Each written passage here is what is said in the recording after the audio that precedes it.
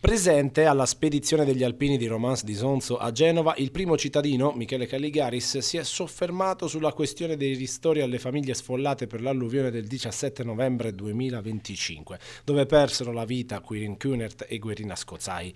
Da quel dì la situazione è monitorata, così come il sito della regione Friuli Venezia Giulia, per nuovi aggiornamenti. Ma mentre così attendevamo la diretta, stavo proprio guardando il sito della Regione che ha pubblicato il bando per i contributi per le attività economiche. Quindi si va avanti, si procede cercando di assistere tutti il più possibile e anche così, stando dietro a tutte le notizie e le novità in modo da divulgarle a tutti gli interessati.